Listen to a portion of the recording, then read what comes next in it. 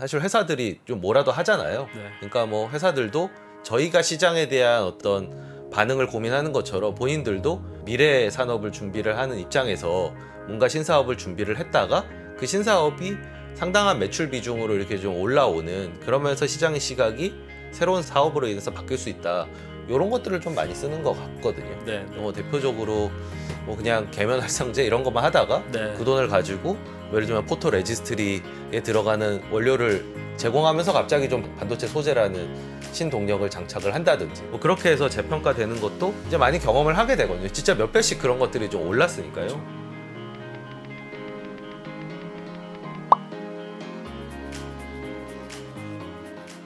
안녕하십니까. VIP 자산운용의 최준철입니다. 시장의 가치 투자 고수들을 모시고 투자 철학과 아이디어를 들어보는 최준철의 가치하는 가치 투자 코너입니다. 오늘은 8번째 시간으로 특별히 미국에서 오신 분을 모셨습니다. 달튼 인베스트먼트의 임성윤 매니저이십니다. 네, 반갑습니다. 맞습니다. 네. 여름에 뭐 휴가차 이렇게 들어오신 건가요? 아니면은 뭐 일이랑 이렇게 병행하시느라고 잠깐 들어오신 건가요? 네, 여름에 지금 그 네. 장기 출장 와 있습니다. 아, 그래서 네. 물론 이제 휴가도 같이 붙였는데 이제 네. 매년 여름에 좀 길게 네. 장기 출장 나와 있는 편입니다. 예. 그 마침 이제 한국에 들어와 계시다는 얘기를 듣고 네. 제가 이제 부랴부랴 이제 섭외를 했는데 네. 예, 와주셔서 너무 감사드리고요. 아니면 초대해 주셔서 예, 감사합니다. 저희가 사실 이제 알고 지낸 지는 꽤 오래 됐었고 심지어 이제 대학생 네. 시절에 그때 네. 뵀었던 또 인연이 있는데 그때 바로 투자를 시작하시지는 않으셨고 네. 그때는 이제 창업을 꿈꾸는 네. 이제 대학생이셨는데 네. 그 이후에 이제 컨설팅을 거쳐서 이제 MBA 미국에서 MBA를 하시고 네. 그다음 이제 투자 커리어를 시작을 하셨던 거잖아요. 네. 투자를 또 한국이 아니라 바로 이제 현지 미국 자산 운용사에서 또 일을 시작하셨는데 다방면에 참 관심이 많으셨던 것 같아요. 네. 근데 어떻게 투자 쪽으로 또 이렇게 방향을 잡으셨는지 우선 그 얘기부터 좀 들어보고 싶습니다. 네. 우선 뭐 그 어렸을 때부터 이렇게 사업이랑 비즈니스 자체에 관심이 좀 많았었고요. 그래서 이제 경영학과에 입학했고 그때 이제 둘 다 뭐 사업 뭐 창업에 대한 뭐 조금 더 키우고 동시에 이제 우연히 그 워렌 버핏 관련된 책을 접했는데 이게 뭔가 사업을 하는 것과 비슷한 아니면 사업에 대한 이해도를 높여주면서 좀 제가 이제 성장할 수 있는 그런 어떤 분야라고 생각을 해서 좀 그때 당시에 이제 좀 관심 있게 몰입했었고요. 그때 마침 이제 대표님께서 이제 창업하시기 전에 네, 그렇죠. 그 예. 대학 그 경제신문 하셨던 거 이렇게 구독하면서 그래가지고 제가 한번 이제 뵙고 싶어가지고 그때 아마 대학교 제가 뭐 1학년, 2학년 뭐 그때였던 것 같은데 이제 뵙던 기억이 났습니다. 그래서 그 이후에 이제 창업을 하게 됐는데 이제 뭐 사실 원하는 만큼 그렇게 성과를 이루지 못했고 그러면서 여전히 저는 이제 좀 비즈니스에 관심이 있고 좀 큰 그림에서 이렇게 비즈니스랑 뭐 산업이나 뭐 경쟁이나 이런 걸 좀 공부하고 싶은데 그리고 또 한 가지는 이제 제가 이제 처음부터 이제 끝까지 좀 실행할 수 있는 왜냐하면 이제 창업을 하다 보니까 제가 뭐 개발자에 대한 의존도가 굉장히 높다던가 이런 부분에서 좀 제가 원하는 만큼 이렇게 뭔가 컨트롤하거나 이러는 게 되게 어렵다고 느껴졌거든요. 그래서 그런 분야가 뭐가 있을까 생각하다가 이제 제가 이제 투자라는 분야가 제가 좀 좋아하고 저의 적성이랑 맞고 그리고 또 제가 좀 해서 성과도 낼 수 있는 분야가 되지 않을까 싶어서 이제 선택하게 되었습니다. 그럼 사업을 직접 해보신 경험과 이제 또 남의 회사를 또 이렇게 조언을 해주는 컨설팅이 다 투자랑 또 좀 연관이 좀 어떻게 연결이 좀 되는 부분도 좀 있나요? 네, 아무래도 이제 창업을 할 때는 정말 맨 땅에 헤딩하듯이 제가 뭐 정말 제로 베이스에서 처음부터 이끌어가야 되는 그런 것도 좀 경험을 해보고 그 다음에 이제 큰 컨설팅 같은 경우에는 큰 기업에서 그렇죠. 어떻게 이제 조직적으로 의사 결정이 내려지고 그 다음에 이제 어떤 식으로 이게 그 체제가 이루어져서 그리고 이제 문화라던가 이런 것들이 이제 구현이 되고 그런 부분들 좀 접할 수 있었던 것 같습니다. 그래서 그거는 제가 이제 창업을 하다가 컨설팅으로 넘어갔던 이유는 이제 창업하는 분야에만 있으니까 제가 이제 딱 그 분야만 이해도가 높고 정말 이제 큰 기업에서 어떻게 하고 있는지 좀 확인해 보고 싶어서 들어갔던 부분도 큽니다. 그래서 그 두 가지를 이제 같이 경험했는데 그게 아무래도 이제 투자를 할 때 조금 뭐 더 좀 감이 더 뭐 좀 사업을 이해하거나 이런 데 이제 네, 도움이 그리고 되시는. 이제 예. 뭐 이 회사의 어떤 운영이라던가 문화라던가 이런 것들은 어떤 스타일이겠구나라는 거에 대해서 조금 더 감이 생긴 것 같습니다. 네. 그래서 그런 배경으로 해서 이제 달튼 인베스트먼트에 이제 입사를 하셔서 이제 한 7년 네. 정도 이제 투자를 해오고 계신데, 저도 이제 이 회사를 만나본 적이 있지만 좀 특이한 게 일단 위치, 이게 월스트리트이 아니라 이제 LA 인근에 있는 산타모니카. 네. 저는 이제 산타모니카 하면 그 바닷가가 있는 네. 그 약간 휴양지 교회 같은 네. 그런 느낌인데, 거기에 이제 사무실이 위치해 계세요. 그만큼 좀 남다른 투자 전략과 뭐 투자 철학 이런 거를 갖고 계시지 않을까라는 생각을 하는데, 일단 그 이후에 또 이제 투자의 어떤 관점을 형성하게 해준 그 달튼 인베스트먼트의 그런 헤리티지와 쭉 이제 내려오는 철학, 네. 이런 부분에 대해서 좀 설명을 부탁드리겠습니다. 네. 사실 뭐 아까 전에 말씀드렸던 것처럼 이제 대학 때 가치 투자를 접하고 그다음에 이제 MBA 가서 이제 공부를 하면서 더 가치 투자에 대한 어떤 뭐 이게 정말 메이크 센스 하다라는 생각은 개인적으로 갖고 있었고요.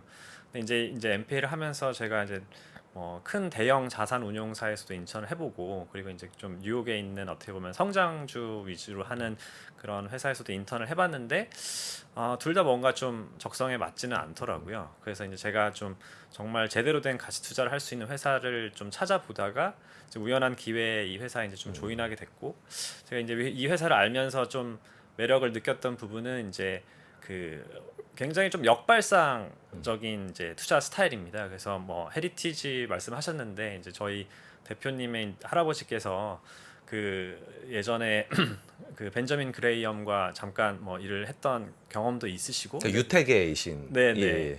그리고 그런 경험을 바탕으로 이제 사실은 그 당시에 이제 굉장히 몇십 년 전에 이제 일본에서 투자 기회를 발굴하셔서 뭐 워낙 저평가되어 있었고 이제 일본이 막 이제 그 전쟁 이후에 성장해 나가는 그런 시기였는데, 그때 이제 굉장히 좀 일본과 이런 지역에 투자를 많이 해서 잘 되셨고, 지금 대표님도 그런 어떤 영향을 받아서 이제 어릴 때부터 투자, 특히 이제 좀 이머징 마켓에 했었고요. 그래서 뭐 그 저희 대표님도 그 한국 시장 오픈 이제 개방, 외국인한테 개방을 할 때 굉장히 이제 처음 10번째 정도 해당하는 이제 외국인 투자자로서 뭐 당시 이제 조지 소로스 밑에서 일을 하고 있었는데, 조지 소로스한테 이제 한국 시장에 투자하라라는 추천도 할 정도였고, 그리고 또 이제 이 회사 자체 달튼이 이제 설립됐던 시기가 그 아시아 금융위기 때입니다.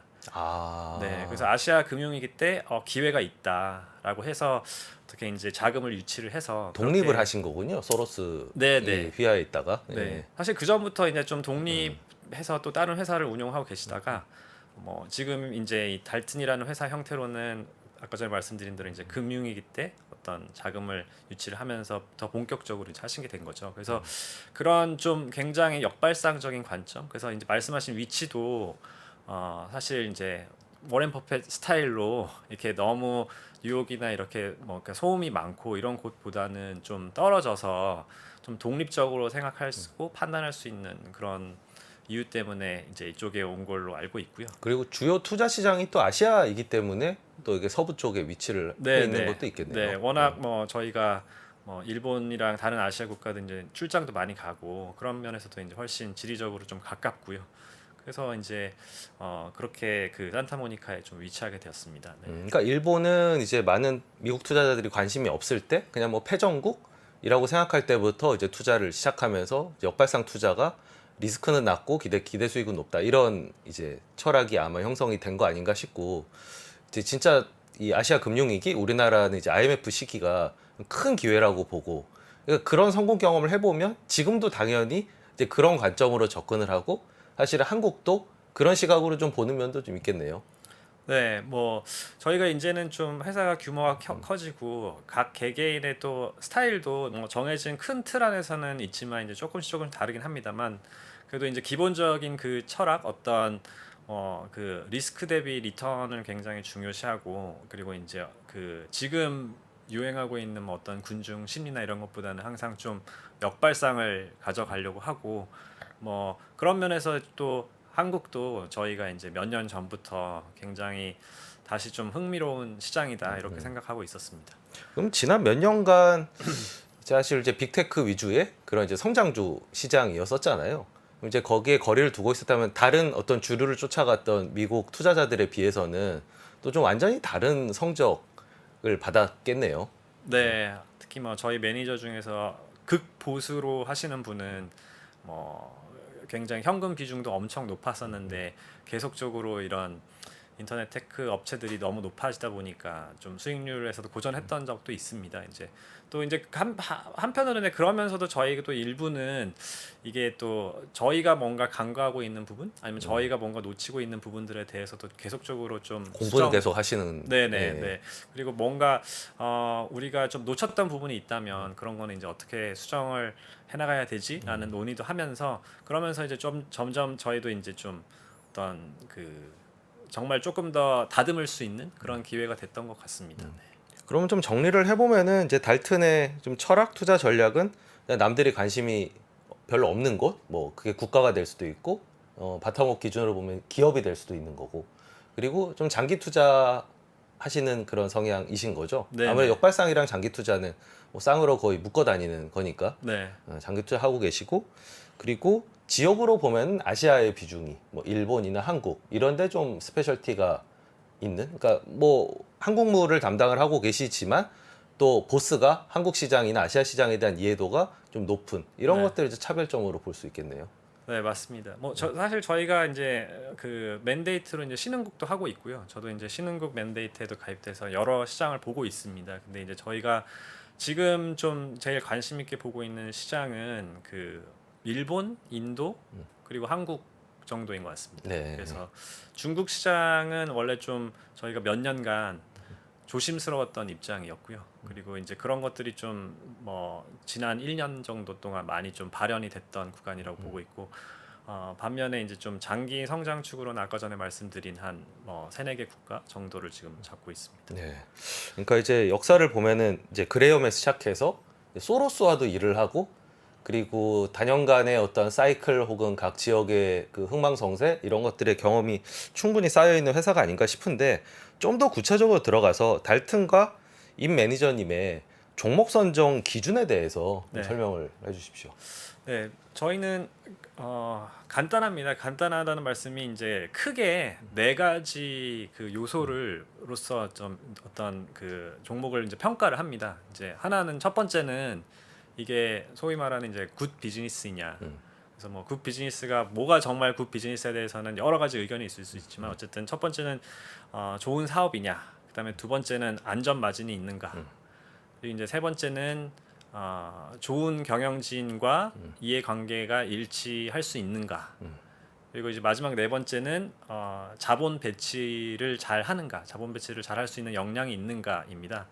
그래서 사실 이게 어떻게 보면 이제 워렌 버핏이 얘기했던 것들을 많이 그 컴프리헨시브하게 이제 포괄하는 그런 개념으로 좀 보시면 될 것 같고, 이 네 가지 틀에서 물론 그 각 요소마다 굉장히 잘하는 경우도 있을 거고 좀 뭐 부족한 경우도 있겠지만 전체적인 밸런스 또 이렇게 좀 조합을 봐서 저희가 이제 의사 결정을 내리고 있습니다. 이제 좋은 비즈니스 모델이라고 얘기를 하셨는데, 뭐 각자 가중치 같은 것들이 좀 있잖아요. 네. 뭐 어느 쪽에 조금 더 초점을 맞춰서 굿 비즈니스라는 결론을 도출하시는 그 또 세부적인 기준, 프로세스는 어떻게 됩니까? 네. 거기서 뭐 저희가 일단 궁극적으로 그러면 거기서 뭘 볼 거냐는 결국에는 이제 좀 어려운 얘기입니다만 이제 그러니까 순현금 흐름을 굉장히 얼만큼 창출할 수 네. 있는가 그 절대 규모에 대한 부분이고요. 이게 조금 더 뭐 깊게 들어가면은 저희가 소위 말하는 이제 경제적 부가가치. 그러니까 단순히 저희가 자금 조달을 해서 보통 뭐 기대하는 수익률이 8%이다고 하면은 사실 8% 이하 정도의 수익률은 성장할수록 오히려 마이너스거든요. 경제적으로는. 네. 그래서 그런 기회 비용까지 상쇄하면서 큰 리턴을 낼 수 있으면서 근데 또 굉장히 협소한 사업인데 리턴만 높으면 그건 또 저희가 뭐 한계가 있는 사업이라고 그렇죠. 봅니다. 그래서 그 규모가 좀 전체적으로 클 수 있는 그러면서 이제 그게 굉장히 실질 그 순현금으로 떨어질 수 있는 그리고 그게 이제 되려고 한다면 당연히 이제 버핏이 얘기하는 경제적 해자가 있는 기업이냐 그리고 뭐 그런 것도 좀 더 좀 더 연결시켜 보면 이제 성장하는 산업에서 좋은 포지션을 갖고서 그리고 어떤 자기만의 어떤 독보적인 그런 포지션을 구축할 수 있는 그런 기업이 저희는 이제 좋은 기업이라고 생각을 합니다. 그러니까 성장률 자체보다는 뭐 ROE, ROIC로 표현되는 그런 투하자본 대비 뭐 수익률이 좋은 회사 뭐 이렇게 좀 이해를 하면 될까요? 사실은 이제 얘기를 들어보면 많은 분들은 이제 주가는 성장에 달려 있다고 생각하는데 성장이라는 부분은 기준에서 잘 보이지가 않는 것 같아서 이 성장이라는 요인은 어떻게 들어가서 해석이 되는 건가요? 그러니까 결국에 지금 저희가 뭐 그 아까 전에 말씀드린 경제적 부가가치의 규모를 산정을 하는 거는 결국에 이거를 이제 현재 가치화 시키는 거고 그 현재 가치화 시키는 부분에서는 당연히 이제 성장이라는 부분이 들어간다고 생각을 합니다.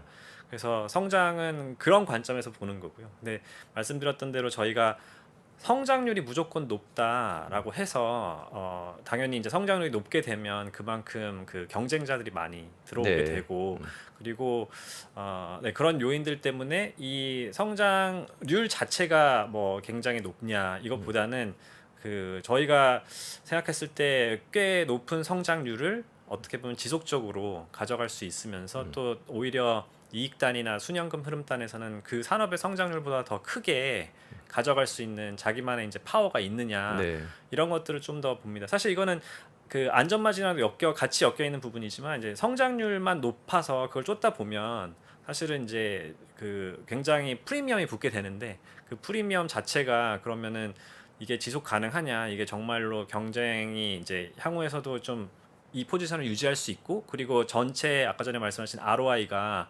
떨어질 위험이 있는 건 아니냐 이런 것들에 대해서 다 종합적으로 이제 고려를 하게 되는 거라고 보시면 되겠습니다. 뭐 안전마진 얘기로 뭐 바로 넘어가 보면 뭐 이 코너를 한 8번쯤 보신 분들은 다 이 사람들이 싼 종목 좋아하고 안전마진을 항상 확보하려고 하고 실수에 대한 대비를 하려고 하고 이런 것들은 이해를 하실 텐데 그 안전마진이 도대체 언제 나오는가에 대해서 궁금해 하실 것 같아요.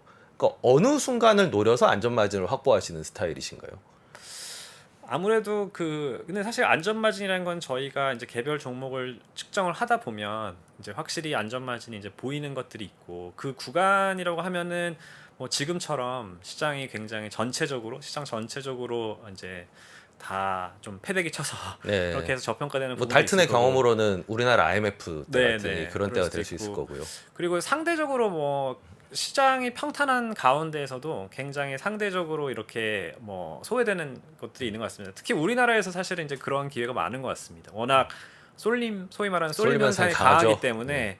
어떤 분야들에 있어서는 굉장히 건실하고 굉장히 좋은 기업들인데 이제 뭐 관심이 너무 없는 거죠. 그래서 그런 부분들은 그래서 이게 그러니까 결국에는 이제 얼만큼 그 분야에 그 관심과 그다음에 이제 돈과 자금과 수요가 이제 생기느냐의 문제인데 그게 없는 경우 어떤 없는 타이밍에 아니면 적은 타이밍인 것 같습니다. 그래서 네. 그리고 이제 경영자와의 이해관계 이거는 사실은 이제 네 번째 얘기하신 자본 배치도 사실 경영자의 능력의 네. 일부잖아요. 근데 여기 특별히 이제 이해관계 일치라고 얘기를 하신 건 어떤 차원에서 이 시청자분들이 이해하실 수 있게 설명이 가능할까요? 네네. 그러니까 사실은 저희가 이 주식 투자를 한다는 거는 대부분의 경우에는 저희가 이제 지배주주로서가 아니라 어떤 일부 주식과 지분을 소유한 일반 주주로서 들어가 있게 되지 않습니까? 그래서 그만큼의 이제 가치를 저희가 보존을 받으려 그러면 어쨌든 그 회사 자체에 대한 의사결정을 할 수 있는 사람에게 어느 정도는 의존하는 구조일 수밖에 없거든요. 그러면 이제 결국에는 그 사람과 일반 주주인 나와의 어떤 이해관계에 상충이 있지 않는가가 이게 굉장히 좀 중요한 것 같습니다. 특히 이제 한국에서 워낙 심하죠. 네네. 예. 그래서 한국에서 워낙 그 대주주와 이제 소위 말하는 지배주주와 그 다음에 이제 나머지 일반 주주들 간의 이제 이해관계 상충으로 인해서 일반 주주들이 좀 피해를 보는 경우도 많이 있었고 그래서 그런 것들을 더욱 고려할 때 오히려 좀 그런 그 의사결정을 내릴 수 있는 경영진과 저희가 한 배를 탈 수 있는 구조가 되어 있는가 그리고 그들의 이제 동기가 확실히 그런 쪽으로 지향할 수 있도록 방향이 가고 있는지 그런 것들을 확인하는 작업이 굉장히 중요하다고 생각을 하고요. 이게 조금 미국과는 조금 다릅니다. 미국은 지금 항상 얘기되는 거는 전문 경영인과 이제 주주 간의 어떤 이해관계 대림 부딪- 비용이 네. 높다라는 문제인 거죠. 네네 그렇죠. 그런 관계인데 이제 한국 같은 경우에는 반대로 이제 좀 많이 얘기되는 경우는 아무래도 이제 지배주주와 나머지 주주 간의 어떤 이해관계 충돌 이거라서 이 구조가 있는데 그래서 좀 특히 이제 한국 투자할 때는 저희가 그런 부분에 굉장히 좀 신경을 많이 쓰고 있습니다. 보통 이제 주주 가치를 파괴하는 이 이해관계가 잘 일치하지 않는 그런 경우를 좀 보완할 수 있는 어떤 객관적으로 이건 통계적으로 봤을 때 이런 구조에서는 이게 좀 덜하더라. 이렇게도 분류가 가능한가요? 아니면 철저하게 그 지배주주의 생각, 사고, 뭐 도덕성? 약간 이런 거에 문제에 가까운가요? 많은 이제 케이스를 접해 보면 네네. 어떤 게 영향력이 더 큰가요? 완전 케바케로 가야 되는 건가요? 아니면 어느 정도의 좀 필터링 할 수 있는 기준? 예를 들면 뭐 지배주주의 지분율이 좀 높다든지 예를 들면 그런 것까지도 좀 동원해서 판단을 해볼 수가 있나요? 그 저희가 이제 좀 심플하게 이제 필터링하는 방법으로는 아무래도 이제 그 의사 결정을 내리는 뭐 지배주주일 수도 있고 아니면은 이제 전문 경영인일 수도 있고 그분들이 그 주식 소유가 많냐. 주가가 좀 오를수록 네. 같이 좋아질 수 있는 구조이냐? 그렇죠. 그래서 그 주식 그리고 이제 그 주식 보유 비중이 많냐와 그게 많냐의 정의는 또 저희가 생각했을 때는 그분들의 이제 자산 전체 자산에 했을 때 이 주식이 차지하는 비중이 얼마나 될까. 그러니까 저희가 가령 예를 들면 좀 굉장히 그 룰 오브 썸으로 생각하는 것들은 이 뭐 대표이사 내지는 이제 경영 이사분들의 뭐 연봉 총액이 얼마인데 그 정도 그거의 한 5배 정도 되는 규모의 주식을 보유하고 있는가. 왜냐면 그 정도 돼야 저희가 이게 뭐 좀 의미가 있다. 뭐 시장에서 뭐 경영진들께서 그냥 1억, 2억 이렇게 사시는 건 사실 좀 저희는 조금 작다고 보거든요. 가치 파괴의 의사결정을 좀 다시 재고해 볼 수 있으려면 자기의 재산적 이해관계가 많이 걸려 있어야 되는. 네네. 예. 네, 그래서 진짜로 그러니까 이분들이 따로 빼내 가지고 뭔가 축적하는 비클이 거의 없으시고 그리고 그런 것들이 굉장히 좀 비중이 작고 정말 이분들은 여기에 올인하셨구나라는 느낌이 드는 그런 어떤 뭐 그게 주식 보유일 수도 있고요 아니면 스톡옵션 제도일 수도 있고요. 네, 스톡옵션도 말씀드렸던 대로 좀 규모가 의미 있게 되어야 네. 된다 이런 부분인 것 같습니다. 그걸 넘어가면 다 그냥 좀 케이스 바이 케이스로 네네. 어떤 과거의 트랙 레코드라든지 뭐 인터뷰를 해서 느껴지는 어떤 생각이라든지 네. 이런 걸로 그냥 개별적으로 판단할 수밖에 없는 거죠. 네, 아무래도 그게 이제 좀 더 일괄적으로 이렇게 좀 필터링 할 수 있는 구조인 것 같고 나머지는 아무래도 좀 뭐 케바케가 패턴은 있습니다만 좀 케바케가 좀 필요하지 않을까. 이 부분에 있어서는 이제 한국은 후지고 미국은 아주 잘 되어 있기 때문에 미국으로 가야 된다. 뭐 이런 말씀들을 꽤 많이 하시거든요. 네, 실제로 미국에서는 이해관계의 일치가 우리나라하고는 좀 다른 형태로 나타날 것 같은데 뭐가 가장 이슈인가요? 그러니까 임 매니저님 같은 경우에는 한국 기업의 어떤 지배주주의 부조리함 이런 것들을 이따 얘기하겠지만 많이 지적하시고 개선을 요청을 하시는데 미국을 모시는 분들은 전문으로 모시는 분들은 그 나름대로 또 고충이 있을 것 같거든요. 뭔가 불안감, 이 전문 경영자가 어떻게 할까봐 겁나는 그런 것들은 대표적으로 어떤 것들인데요? 근데 사실 이제 미국 같은 경우에도 뭐 심지어 전문 경영인이 이렇게 있어도 뭐 본인의 사익을 위해서 어떤 뭐 그러니까 우리나라만큼 그렇게 좀 악성으로 이루어지는 경우도 있고요. 그게 아닌 경우에 이제 조금 미국 같은 경우에는 오히려 좀 걱정되는 부분은 너무 단기적인 주가 성과에 좀 연연하는 경향이 강하지 않나? 그러니까 싶을 정도로 그러니까 오히려 반대로 좀 치중이 되다 보니까 네, 또 우리나라 반대의 극단적인 케이스군요. 그렇죠. 네, 그래서 어떻게 보면은 기업 경쟁력 자체를 좀 더 보강할 수 있음에도 불구하고 그런 것보다는 그러니까 사실 대표적인 경우들이 뭐 최근에 이제 인텔이라던가 뭐 보잉이라던가 네. 이런 사태들이 많이 발생하던 이유가 어떻게 보면은 좀 단기적으로 보이는 그런 주가나 기업 가치에 의존하다 보니 뭐 R&D나 이런 부분을 좀 소홀히 하고 그런 부분들을 너무 효율적으로 가져가다 보면 또 이렇게 문제가 생기는 경우들도 있거든요. 그래서 그런 부분들이 오히려 미국 기업을 볼 때는 좀 걱정되는 네. 부분일 수 있겠습니다. 예. 뭔가 좀 극타 양극단으로 가는 거는 좀 바람직하지 않은 것 같아요. 우리나라처럼 너무 자사주 매입 소각을 안 하는 것도 문제지만 자기의 사익을 걸고 주가를 단기에 부양하기 위해서 그냥 가격과 상관없이 자사주를 밀어붙여서 사는 것도 네. 미국 가치 투자자 입장에서 보면은 불편하게 보이는 부분이네요. 네, 그렇죠. 그래서 보잉처럼 뭔가 굉장히 각광을 받다가 어떤 안 좋은 요소가 된다고 한다면 굉장히 또 순식간에 그 하락할 수 있는 거라고 생각을 하거든요.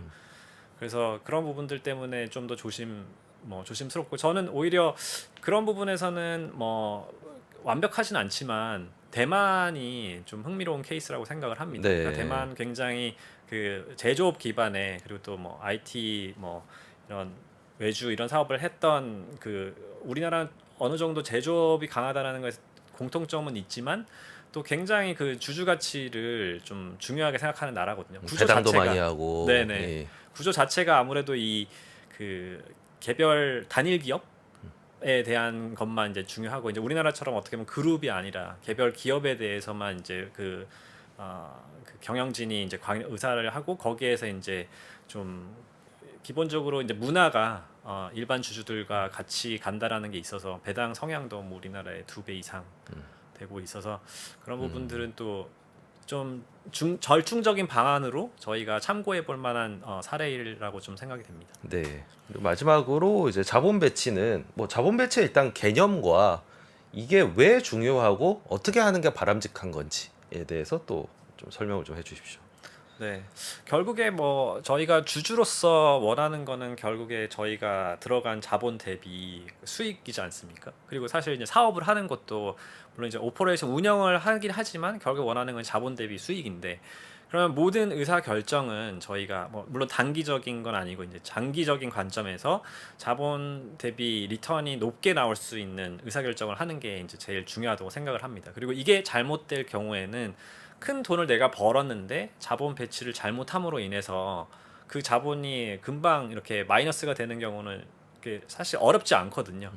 그래서 그런 관점에서 우리가 장기 투자를 정말 좀 하려면 경영진이 정말 계속적으로 벌어들이는 자본을 계속적으로 효과적으로 투자를 해서 계속 성장을 만들어 나갈 수 있느냐가 중요한 것 같고요. 뭐 그게 아니더라도 기본적으로는 자본 배치를 잘하는 사람과 우리가 함께 해야 된다고 생각합니다. 이제 그런 관점에서 이제 외국인의 그 시각에서 봤을 때 한국은 좀 이해가 안 되는 부분인 거죠. 어떤 부분들이 가장 이건 좀 상식적이지 않은데라고 하는 대표적인 자본 배치가 어떤 것들이 있나요? 뭐 어떻게 보면 좀 지겹게 말씀드린 거긴 하지만 자사주 매입 및 소각이 정말 가장 좀 대표적인 케이스인 것 이게 같습니다. 현금을 쌓아놓고 있는데 네. 자기 주가가 저평가돼 있는데도 아무런 조치를 하지 않는 네. 이런 것들이 외국인 투자자 입장에서 보면은 네. 왜 ROE를 높일 수 있는 기회인데 네. 저 돈을 쓰고 있지 않지? 네, 네. 이런 것들이 좀 이해가 안 되는. 그렇죠. 그 이게 뭐 말로만 우린 주주 가치를 한다라고 하는데 어떻게 보면은 지금 뭐 눈앞에 내가 제일 잘 아는 회사가 그 자산보다도 훨씬 싼 가격에 거래되고 있으면 그러면 내가 유휴 자금이 있다면 이거는 그럼 넣으면은 리스크는 정말 적으면서 리턴은 굉장히 크게 나올 수 있는 거거든요. 그렇죠. 찰리 먼거의 얘기로는 이제 양동이에 네. 있는 물고기를 잡는 네, 네. 그 정도로 이제 누워서 떡 먹기다 이렇게 그렇죠. 이제 표현하는 일이죠. 네. 그래서 이건 너무나 쉬운 의사가 뭐 소위 말하는 표현이니까 노브레이너 그냥 생각할 그냥 필요도 하면 되는 없는 거. 예. 그냥 그런 건데 이거를 안 하니까 그러면 이제 거기서 파생이 되는 거죠. 왜 안 하지? 뭔가 다른 꿍꿍이가 있는 건가? 뭐 아니면은 본인이 잘 이거 이해를 못 하는 건가? 아니면 이런 데에서 계속적인 그 신뢰가 깎이는 것 같고요. 그리고 이제 뭐 그 계속 뭐 많이 제기된 이제 소각을 안 하는 부분도 아니 이게 주식 자사주 매입 및 소각은 결국에는 그 주식 수를 줄여서 기존 주주들 그러니까 기존 계속 존속하는 주주들한테 주당 가치가 높아지는 게 핵심이거든요. 그렇죠. 근데 이걸 소각하지 않고 결국에 남아두겠다는 거는 결국에 나중에 시장에 나오든 어디든 나오든 유통 물량이 줄지는 않는다는 거거든요. 그러면 이분들은 그러니까 그 외국인 시각에 봤을 때는 이 주식수를 줄여서 이렇게 하겠다는 개념 자체가 아직 없구나. 이걸 갖고서 뭐 다른 뭐 주식 교환을 해서 좀 또 약간 안 좋은 일을 하거나 아니면은 그렇게 했을 때 이제 좀 그 단순히 살짝 차익 정도만 노리는 수준으로 자사주 매입을 매입이 소각을 생각하는 거 근원적인 아닌가. 주당 가치를 제고할 수 있는데 약간 자기 주식을 재테크하는 것 같은 정도. 그래서 네네. 나중에 결국 잠재 매물이 되기도 하고 네. 또 그런 게 또 제대로 잘 쓰여지는 경우가 이렇게 많지는 않은 것 같더라고요. 네. 그러니까 지금 저희가 가장 바라는 건 사실 본업은 성장을 하면서 그러면서 한국이 굉장히 매력적인 본업은 굉장히 성장을 하는데 그 성장적인 요소가 같이 안 담겨 있는 경우가 굉장히 많습니다. 그러니까 굉장히 그거는 리스크가 없는 저희가 업사이드가 있는 건데 이제 다운사이드 같은 경우에는 워낙 지금 저평가에 있는데 이거는 그냥 자사주 매입 및 소각만 하면 이 회사를 정말 믿는 주주들은 그 회사에 대한 지분율이 계속적으로 높아가면서 결국에 장기 성장하는 거에 대한 어떤 득을 훨씬 크게 누릴 수 있는 거거든요. 그리고 그게 이제 결국에 지배주주한테도 가장 좋은 거거든요. 그래서 그거를 아시겠지만 외국 사례 같은 경우에는 막 50%, 90% 자사주 매입이 소각을 합니다. 그래서 그 이제 정말 잘했던 경우에는 저평가됐을 구간에 네. 지금처럼 아니고 그래서 그렇게 해서 이제 정말 주주 가치가 몇 배씩 더 올라갈 수 있는 건데 이게 너무 눈앞에 이렇게 펼쳐져 있는데도 안 한다는 것 자체가 외국인 입장에서는 그래서 이제 좀 신뢰를 계속 네. 못하는 부분인 것 같습니다. 예전에 모신 윤정엽 대표님이 그 얘기를 하시더라고요. 6, 70년대 미국 기업들도 비슷했고 그때 미국의 가치 투자자들도 왜 자사주 매입 소각을 안 하냐 이랬더니 이제 미국 경영자들이 별로 개념이 없었다는. 근데 아마 그게 이제 계속 이제 요구를 받아들이고 뭔가 효과를 보고 이제 좋은 걸로 인식이 되면서 지금까지 오게 된 시점에서 우리나라를 보면은 딱 그때 한 6, 70년대 미국 시장 같은 미국 기업 경영자들이 자사주를 보는 네. 이제 그런 시각으로 아마 느껴지지 않을까 싶네요. 네, 저희 뭐 그 얘기는 좀 동의합니다. 예. 네. 그리고 이제 처음으로 이제 미국에서 활동하시는 한국 시장을 보시긴 하시지만 그래서 아무래도 미국 투자자들의 관점도 잘 이해를 하시고 또 동료들은 대부분은 뭐 한국이나 거기서 혼자 아니신가요? 네, 아니 근데 한국 시장을 보는 뭐 네. 미국에 있는 친구들 좀 교류가 있긴 합니다. 네, 그래서 미국 투자자들이 한국 시장을 보는 관점을 가장 좀 생생하게 말씀해 주실 수 있을 것 같은데 그들이 보기에 한국 시장은 뭔가요? 그러니까 뭐 그냥 싼 시장? 아니면은 개별 종목 이런 건 관심 없고 그냥 반도체의 나라? 뭐 어느 쪽이 좀 가깝습니까? 일단 큰 그림에서 봤을 때는 뭐 워낙 한국 시장을 흔히 이렇게 얘기합니다. 전 세계 그 시가총액에서 한국이 차지하는 비중이 1%, 2%밖에 되지 않는다. 그래서 내가 2%에 여기에 그렇게 깊게 투자할 이유를 잘 찾지 못하겠다. 전체 큰 그림에서 봤을 때요. 그리고 심지어 그 2%에서도 삼성전자와 SK 하이닉스가 차지하는 비중이 굉장히 높기 때문에 나는 삼성전자와 SK 하이닉스만 그 방향성만 어느 정도 맞추면 그러면 이제 뭐 거기는 그 정도로 커버하면 되겠다라는 좀 시각이 일단 좀 큰 것 같습니다. 물론 이제 그 안에서도 저희가 이제 신흥 시장 이쪽으로 나뉘게 되면 조금 더 한국의 시장의 비중이 크기 때문에 당연히 이제 그런 분들은 더 신경을 써서 보지만 이제 그리고 그런 분들은 한국의 어떤 큰 성장하는 산업들, 그러니까 예를 들면 지금 말씀드린 반도체라던가 아니면은 뭐 그 작년 같은 경우는 인터넷, 전기차 이런 쪽에서도 이제 좀 당연히 이제 투자를 하고 계시고 관심을 갖고 있지만 좀 대형주 위주 그리고 조금 더 작은 뭐 중소형주 이쪽으로는 사실 시각을 이렇게 많이 돌릴 여유가 그렇게 많지는 않은 것 같습니다. 그래서 저희는 오히려 거기에 더 많은 기회가 있다고 생각하고 있습니다. 개별 종목에서의 한국 시장의 매력은 뭐 또 자주 얘기되는 거지만 싸다. 네. 아까 이제 싸다의 배경은 이제 쏠림 현상, 그러니까 네. 자국의 쏠림 현상도 있고 거기에 외국인들이 특별히 중소형주나 이런 거에 관심을 갖지 않는 부분들도 있고 그러면 대부분 얘기를 들으시면은 그 고민이 드실 것 같아요. 이게 어떻게 올라갈 수 있을까? 네. 그러면 네. 그리고 싸다는 거에서 또 공통적으로 같이 쌍으로 붙어 나오는 우려가 이게 밸류 트랩 문제잖아요. 네. 이게 싼 게 계속 싸면 어떡하지? 그렇죠.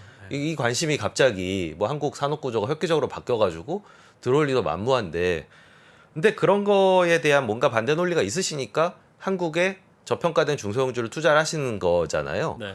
이 밸류 트랩을 극복하는 또 노하우 혹은 무엇이 그러면 이런 상황에도 불구하고 이런 싼 주식이 제 가치로 갈 수 있는 계기가 있을 수 있을까에 대해서는 어떻게 설명이 가능할까요? 네. 그래서 또 한 가지 또 이제 외국인들이 챌린지가 많이 하는 부분은 한국 시장 싼 건 알겠는데 항상 싸지 않았냐. 네.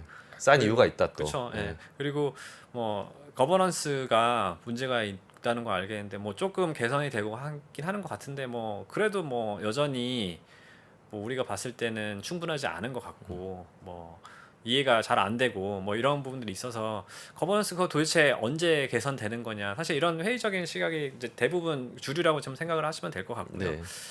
근데 저희가 봤을 때 좀 한국 시장의 매력은 아까 전에 말씀드린 대로 사실 그 성장과 그 싼 가격을 동시에 좀 가져갈 수 있는 그런 교집합이 있는 나라라고 생각을 하거든요. 물론 이제 너무 많은 그런 케이스들이 굉장히 많은 건 아니지만 그래서 저희가 그 싸다고 무조건 사거나 그런 건 절대 안 하고요. 확실히 이게 그 싸지만 이거를 어떤 뭐 촉매가 있다라고 좀 생각하는 부분들을 위주로 좀 집중을 합니다. 그리고 저희가 생각했을 때 그 어떻게 좀 촉매를 볼 건가에 대해서는 좀 여러 가지가 있는 것 같습니다. 하나는 그 아무래도 중기적인 시각에서 결국에는 이제 실적인데 네. 이 실적을 그러면은 실적은 이제 어디서 나오느냐 했을 때 이제 비즈니스 모델 자체가 뭐 예를 들면 이 사업은 이 정도 구간만 넘어가면 이제 영업 레버리지가 크게 나올 수 있는 회사고 이거는 한 뭐 6개월 1년 뭐 이 사이 정도부터 나타날 수 있을 것 같은데 지금은 너무 반응이 없다. 지금은 너무 사람들이 그걸 생각 안 한다. 이런 경우들은 저희가 좀 더 저희가 장기 투자할 수 있으니까 네, 그런 기다리는 장점을 거죠, 그때까지. 기다리는 거죠. 그렇지만 이제 비즈니스가 그런 구조로 있다는 건 저희가 확신이 있기 때문에 기다리면 된다라는 게 있는 거고요. 또 다른 관점은 아까 전에 말씀드렸던 그런 경영진 결국에는 중장기적으로 차이를 만들어내는 건 경영진이거든요. 네. 그게 어떤 새로운 사업 분야로 진출을 하던 아니면 아까 전에 말씀드린 어떤 자본 배치를 하던 아니면 회사 자체를 구조 조정을 하던 그러면 그분들이 아까 전에 말씀드렸던 대로 이해관계가 일치가 되어 있는 상황에서 그리고 그런 여력이 있는지 그러니까 예를 들면 뭐 단순하게 현금이 많은지도 볼 수도 있고 사업 구조상으로 이게 논리적으로 이런 사업들은 어느 정도 정리를 하면서 여기에 더 몰아주고 이것과 이거의 비즈니스는 시너지가 발생할 수 있으니까 그런 것들도 생각을 하면 그런 건 좀 더 중장기적으로 가져갈 수 있는 거죠. 그리고 그런 케이스들이 건수들이 많다고 생각을 하면 저희가 이거는 확률적으로 네. 더 걸릴 확률이 높구나 이렇게 생각이 되는 거고 이건 그러면 경영진이 원래 잘하는 거, 그러니까 잘하는 게 장기적으로 드러나면 주가가 따라서 오른다에 가깝나요? 아니면 경영진이 그런 거에 눈을 뜨지 못하다가 좀 변화? 약간 델타값처럼 이렇게 딱 나타나면서 주가가 오르는 걸 기대하는 어떤 촉매 요인? 제 생각에는 좀 더 크게 나타나는 거는 좀 아무래도 변화가 큰 부분이 좀 더 있는 것 같습니다. 그렇지만 뭐 그 기존에 잘하던 그 경영진도 이렇게 저희가 또 그 저희는 어쨌든 장기 동행을 하는 투자자로서 이렇게 많이 의견 교류를 하거든요. 그러다 보면은 그 정말 이해관계가 일치되어 있고 잘하는데 내 주가가 왜 이렇게 안 오르지라고 생각하면 그분들은 또 거기서 또 뭔가 더 찾아내는 노력을 하십니다. 그래서 그런 것들을 보면 이게 그냥 뭐 꾸준히 돼서 뭔가 갑자기 델타가 크게 나타날 요인이 지금 당장은 없지만 그런 여지들은 조금 있고 이분들도 그런 방향으로 고민을 하기 시작했다라고 네. 하면 저희가 좀 관심 있고 저희도 의견 교류를 드리고 하면서 더 촉진할 수 있도록 합니다. 그래서 네. 거기에 뭐딱 하나의 답은 없는 것 같습니다. 네. 네. 또 있을까요? 촉매 요인이? 그리고 또 이걸 볼 때 저는 좀 그런 생각도 합니다. 그러니까 이것도 마찬가지로 정답은 없지만 시장에서 어떻게 볼까? 그러니까 시장에서는 그러니까 시장이 어떻게 생각할 건지에 대해서 당연히 맞추기는 어렵지만 그래도 이런 이유들로 이거에 대해서는 시장이 조금 더 빨리 매겨줄 수 있다라던가 이런 부분 좀 고민을 해보거든요. 네. 그래서 그 고민하는 과정에서 좀 더 어떤 더 좋아하는 것과 싫어하는 것이 좀 나오게 되는 것 같고요. 그리고 그런 것 좀 약간 더 보완하기 위해서 사실은 조금 분산을 하긴 합니다. 그러니까 제가 어떤 게 이게 먼저 해서 갈릴지 확실하지 그렇죠. 모르기 때문에 어떤 것들은 사실 굉장히 지지부진할 수도 있거든요. 그러니까 너무 싸고 너무 좋지만 이런 건 지지부진할 수 있어서 거기에 집중하는 것도 좀 리스크이기 때문에 그런 부분에서 저는 사실 조금 분산을 합니다. 네. 그래서 그렇게 조금 대응을 하고 있습니다. 그래서 이제 한국에 주로 이제 가치 투자자도 똑같은 고민을 하죠. 총매 요인을 가지고 고민을 많이 하고 밸류 트랩을 싫어하는 건 네. 마찬가지. 밸류 트랩이 있다는 거를 그냥 인정하는 것 자체가 좀 다른 것 같아요. 인정하지만 어떻게든 그 안에서 뭐 분산이 됐든 아니면 시장의 시각을 좀 더 감안을 하든 이렇게 접근을 해보는데 대부분은 이제 좀 옛날 산업 내지는 성장이 없는 산업이라고 생각하지만 사실 회사들이 좀 뭐라도 하잖아요. 네. 그러니까 뭐 회사들도 저희가 시장에 대한 어떤 반응을 고민하는 것처럼 본인들도 미래 산업을 준비를 하는 입장에서 뭔가 신사업을 준비를 했다가 그 신사업이 상당한 매출 비중으로 이렇게 좀 올라오는 그러면서 시장의 시각이 새로운 사업으로 인해서 바뀔 수 있다. 이런 것들을 좀 많이 쓰는 것 같거든요. 네, 네. 대표적으로 뭐 그냥 계면 활성제 이런 것만 하다가 네. 그 돈을 가지고 뭐 예를 들면 포토 레지스트리에 들어가는 원료를 제공하면서 갑자기 좀 반도체 소재라는 신동력을 장착을 한다든지 뭐 거기에 이제 뭐 이 회사 같은 경우는 뭐 주정책이나 이런 것들도 굉장히 깔끔하기 때문에 네. 뭐 그렇게 해서 재평가되는 것도 이제 많이 경험을 하게 되거든요. 진짜 몇 배씩 그런 것들이 좀 올랐으니까요. 그렇죠. 네. 뭐 그런 것들을 비슷하게도 접근을 하시는 부분이 있으시군요. 네, 네. 뭐 저도 이제 한국 시장 투자하면서 아무래도 좀 학습하게 된 부분도 있고요. 그리고 한국 시장 같은 경우에는 워낙 이 변동성이 굉장히 큰 시장으로 생각됩니다. 그러니까 뭐 저희가 느끼기에는 사실은 단기 트레이딩 모멘텀이 굉장히 강한 시장이기 때문에 네. 굉장히 치고 빠지는 소위 말하는 치고 빠지는 그리고 세런 뉴스 같은 게 굉장히 좀 급하게 나타나고 굉장히 한번 각광받다가 바로 이렇게 엄청나게 하락하면서 가는 구간들도 있거든요. 그래서 이거는 좀 이거를 뭐 완벽하게 저희가 뭐 이게 높을 때 팔고 이렇게 하지는 좀 어렵다고 생각을 하고 그러면 이 상태에서 저희가 어떻게 좀 보완을 할 수 있는가라는 측면에서 지금 말씀하셨던 그런 부분들도 고민을 하고 네. 그다음에 분산도 하고 네. 그리고 소위 말하는 그래서 저희가 좀 아쉬운 부분은 단순히 신사업이 아니라 아까 전에 말씀드렸던 대로 어떤 지금 있는 구조상에서도 경영진이 할 수 있는 부분이 있거든요. 그러니까 자사주 매입 및 소각도 네. 있을 수 있고 그리고 지금처럼 오히려 물적 분할해서 계속 IPO 하는 것보다 그게 원칙적으로 뭐 크게 잘못된 건 아니지만 이게 어쨌든 주주들이 싫어하는 거니까요. 가치에는 싫어하면 이거를 차라리 반대 방향으로 할 수 있는 거거든요. 그러니까 오히려 우리는 이거를 안 하고 오히려 합치거나 오히려 인적 분할을 한다거나. 네네 인적 분할 뭐 이런 것들을 할 수 있는 그러니까 주어진 상황에서 사실은 할 수 있는 게 굉장히 아직 많이 있고 그런 것들이 더 되면 촉매가 될 수 있다고 봅니다. 네. 그러니까 제가 아까 그 말씀을 드렸던 건 우리나라 경영자들이 잘하는 거라고 하면 새로운 사업을 만들어내려는 열정이 강하고 어떻게든 회사는 성장을 해야 된다는 의식이 굉장히 강한 것 같아요. 네. 그러니까 특히 일본 기업이랑 좀 그런 것들이 대비돼서 좀 보이거든요. 그러니까 뭔가 이제 우리나라 사람들이 질투심이나 뭐 이런 것들이 많지 않습니까? 그게 좀 다른 방향으로 흐르면은 굉장히 독이 되기도 하지만 특히 저는 투자에 있어서는 그렇다고 보는데 반대로 사업하는 사람들 입장에서 보면은 그게 하나의 모티베이션이 좀 되는 것 같아요. 그러니까 그 이른 시간에 조찬 모임 가가지고 뭐 새로운 산업이다, 뭐 메타버스다, 뭐 2차 전지다 이러면 가서 일단은 공부를 하고 내 사업을 어떻게 갖고 갈지 이런 것들을 하잖아요. 그러니까 그런 요소들은 장점이라고 볼 수 있기 때문에 그런 경우가 많이 드러나는 것 같아요. 네. 네, 얘기를 하다 보니까 시간이 좀 훌쩍 지나갔는데, 잠깐 휴식한 후에 다시 돌아와서 이야기를 이어가 보도록 하겠습니다. 전자신문과 3프로TV가 투자에 대한 고민을 함께 나누는 자리를 마련했습니다. 향후 주식시장이 어떻게 될지 하락장에서 매매하는 방법과 그리고 부동산에 대해서도 함께 이야기해 보겠습니다. 자세한 사항은 3프로TV 영상 하단 유튜브 커뮤니티를 확인해 주세요.